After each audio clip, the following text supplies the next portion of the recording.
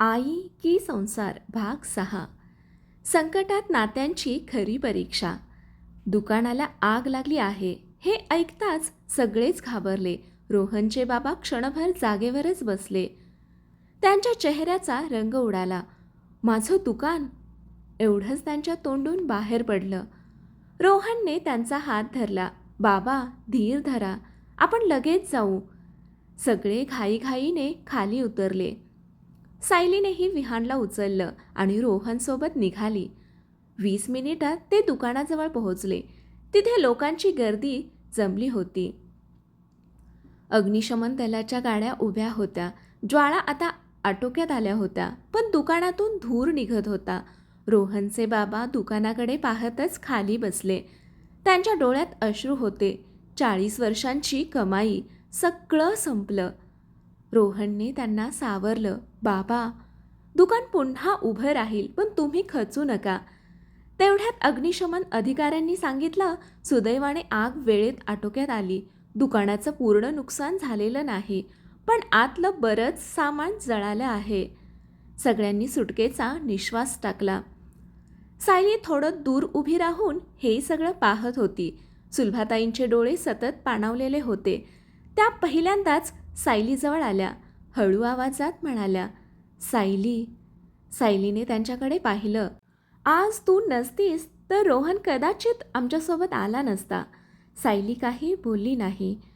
सुलभाताई पुढे म्हणाल्या, मी आयुष्यभर माझ्या मुलाला माझ्याजवळ ठेवण्याचा प्रयत्न केला, पण त्या प्रयत्नात त्याचा संसार तुटत आहे हे मला कधीच दिसलं नाही. सायली त्यांच्या डोळ्यात पाहत राहिली. त्या शब्दात पहिल्यांदाच अहंकार नव्हता, फक्त पश्चाताप होता.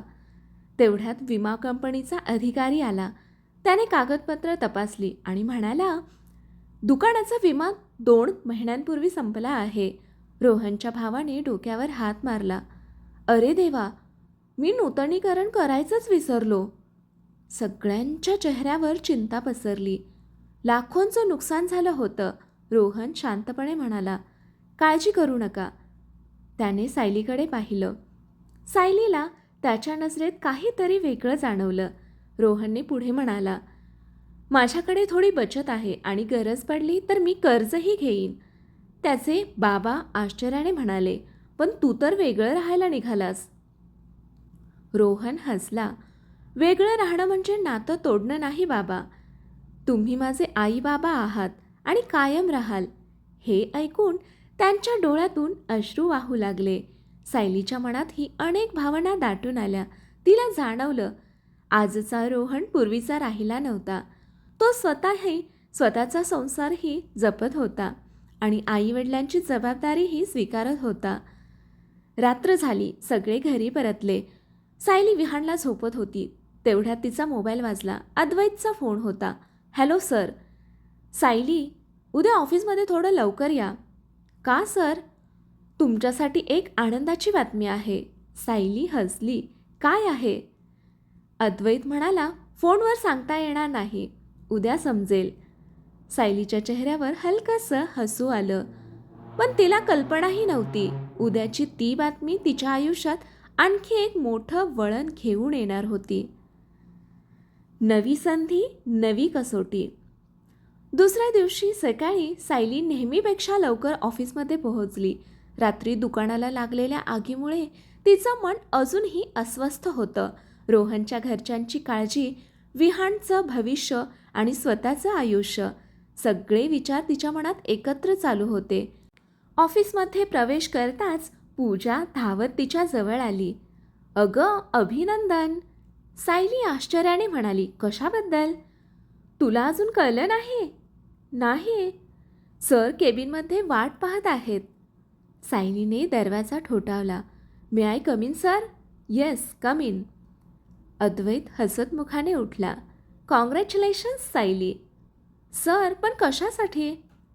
त्याने एक लिफाफा तिच्या हातात दिला. उघडून बघा. सायलीने लिफाफा उघडला. त्यात कंपनीकडून अधिकृत पत्र होतं. तिला सिनियर प्रोजेक्ट मॅनेजर म्हणून बढती मिळाली होती. त्यासोबत पगारवाढ, स्वतंत्र केबिन आणि स्वतःची टीमही मिळणार होती. सायलीच्या डोळ्यात आनंदाश्रू आले. सर, खरंच? हो, ही बढती पूर्णपणे तुमच्या मेहनतीमुळे मिळाली आहे. सायली काही क्षण बोलूच शकली नाही. तिने अनेक वर्षांनी स्वतःसाठी काहीतरी मोठं मिळवलं होतं. बाहेर येताच संपूर्ण टीमने टाळ्यांच्या गजरात तिचं स्वागत केलं. पूजाने केक आणला होता. आज पाठी तुझ्याकडून. सगळे हसले. सायलीने केक कापला. तिला आठवलं, कधी काळी तिच्या प्रत्येक यशावर घरी कोणी आनंद व्यक्त करत नव्हतं. आज मात्र तिचे सहकारी मनापासून तिच्यासाठी आनंदी होते. सायंकाळी ती घरी पोहोचली. विहान धावत आला. आई, आज तू खूप खुश दिसतेस. सायलीने त्याला उचलून घेतलं. हो राजा, आईला आज प्रमोशन मिळालं. प्रमोशन म्हणजे? रोहनही तिथेच उभा होता. तो हसून म्हणाला, म्हणजे आता तुझी आई अजून मोठी ऑफिसर झाली. विहान आनंदाने टाळ्या वाजू लागला. माझी आई बेस्ट आहे. तेवढ्यात रोहनने एक छोटासा बॉक्स तिच्यासमोर धरला. हे तुझ्यासाठी. सायलीने उघडून पाहिलं. त्यात एक सुंदर पेन होतं. त्यावर कोरलेलं होतं, तुझ्या मेहनतीचा अभिमान आहे. सायली आश्चर्याने रोहनकडे पाहू लागली. हे कशासाठी? रोहन हसला. आजपर्यंत तुझ्या यशाचं कधी कौतुक केलं नाही, म्हणून ही छोटी भेट. सायलीच्या डोळ्यात पुन्हा पाणी आलं. तिला पहिल्यांदाच जाणवलं, रोहन आता तिचं महत्त्व समजू लागला होता. रात्री जेवताना सुलभाताई आणि बाबा देखील आले. सुलभाताईंनी संकोचत सायलीला म्हटलं, बेटा, प्रमोशनसाठी अभिनंदन. सायली काही क्षण त्यांच्याकडे पाहत राहिली. त्यानंतर हसून म्हणाली, धन्यवाद आई. सुलभाताईंच्या चेहऱ्यावर समाधान दिसलं. सगळे आनंदात असतानाच रोहनच्या मोबाईलवर एक फोन आला. त्याने फोन उचलला. समोरून घाईघाईचा आवाज येत होता. रोहन सर, बँकेतून बोलतोय. तुमच्या बाबांच्या दुकानाचं मोठं कर्ज बाकी आहे. 3 दिवसात रक्कम भरली नाही तर दुकान जप्त करण्याची प्रक्रिया सुरू होईल. रोहनच्या चेहऱ्यावरचा आनंद क्षणात नाहीसा झाला. सायलीने त्याच्याकडे पाहिलं. तिला समजलं, त्यांची खरी परीक्षा अजून संपलेली नव्हती. साथ म्हणजे फक्त सुखात नाही. बँकेचा फोन आल्यापासून रोहनच्या चेहऱ्यावरची चिंता स्पष्ट दिसत होती. तो बाल्कनीत जाऊन बराच वेळ शांत उभा राहिला. सायली त्याच्या मागे गेली. किती कर्ज आहे? रोहन काही क्षण गप्प राहिला. मग म्हणाला, 18 लाख. सायली दचकली. एवढं? दुकानाच्या विस्तारासाठी कर्ज घेतलं होतं. आग लागल्यानंतर व्यवसाय पूर्णपणे ठप्प झाला. आता 3 दिवसात हप्ता भरला नाही तर बँक जप्तीची प्रक्रिया सुरू करेल. रोहनच्या डोळ्यात असहाय्यता दिसत होती. त्या रात्री सगळे जेवायला बसले, पण कुणाच्याच तोंडात घास जात नव्हता. रोहनचे बाबा अपराधीपणे म्हणाले, रोहन, माझ्यामुळे तुझ्या संसारावर पुन्हा संकट आलं. रोहन लगेच म्हणाला, बाबा, असं बोलू नका, पण हे खरं आहे. सायली शांतपणे सगळं ऐकत होती. रात्री उशिरा ती हॉलमध्ये आली. रोहन अजूनही कागदपत्र पाहत बसला होता. झोपला नाहीस? झोप येत नाही. सायली त्याच्या समोर बसली. रोहन, एक विचारू? हो. जर दुकान वाचलं नाही तर? रोहनने डोळे मिटले. मग बाबांचं सगळं आयुष्यभराचं कष्टाचं स्वप्न संपेल. त्याच्या आवाजातली वेदना सायलीला जाणवली. सायली काही क्षण विचार करत राहिली. मग ती आत गेली आणि कपाटातून एक फाईल घेऊन आली. तिने ती रोहनसमोर ठेवली. हे बघ. रोहनने फाईल उघडली. त्यात सायलीच्या अनेक वर्षांच्या बचतीची कागदपत्र होती. फिक्स्ड डिपॉझिट, म्युच्युअल फंड आणि काही सोन्याच्या पावत्या. रोहन आश्चर्याने पाहू लागला. हे मी विहानच्या भविष्यासाठी साठवलेलं आहे. रोहन काहीच बोलू शकला नाही.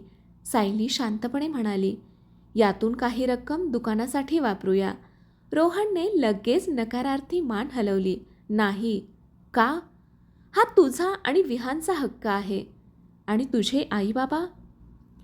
रोहन गप्प झाला.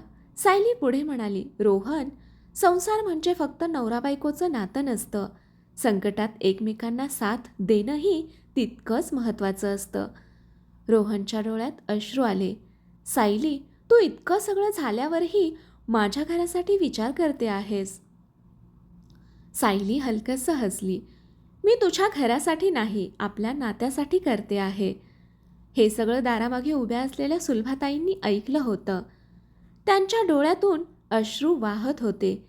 त्या हळूच आत आल्या. सायली. सायली उठली. सुलभाताईंनी तिचे दोन्ही हात हातात घेतले. बेटा, आज तू मला हरवलंस. सायली गोंधळली. मी तुला आयुष्यभर परकी समजत राहिले, पण आज तू माझ्या मुलीपेक्षाही मोठं मन दाखवलंस. त्यांनी पहिल्यांदाच सायलीला घट्ट मिठी मारली. दोघींच्याही डोळ्यात अश्रू होते. रोहन आणि त्याचे बाबा ते दृश्य पाहत निशब्द उभे होते. तेवढ्यात समीरचा फोन आला. सायली, उद्या सकाळी लगेच माहेरी ये. का दादा? त्याचा आवाज चिंताग्रस्त होता. आईची तब्येत अचानक बिघडली आहे. डॉक्टरांनी तिला हॉस्पिटलमध्ये दाखल केलं आहे. सायलीच्या हातातून मोबाईल निसटता निसटता राहिला. एक संकट संपत नाही तोवर दुसरं दार ठोठावत उभं राहिलं होतं. कथेचा हा भाग इथे संपतो. पुढील कथा पाहण्यासाठी आपल्या चॅनेलला सबस्क्राईब करा. कथा वाचल्याबद्दल ऐकल्याबद्दल धन्यवाद.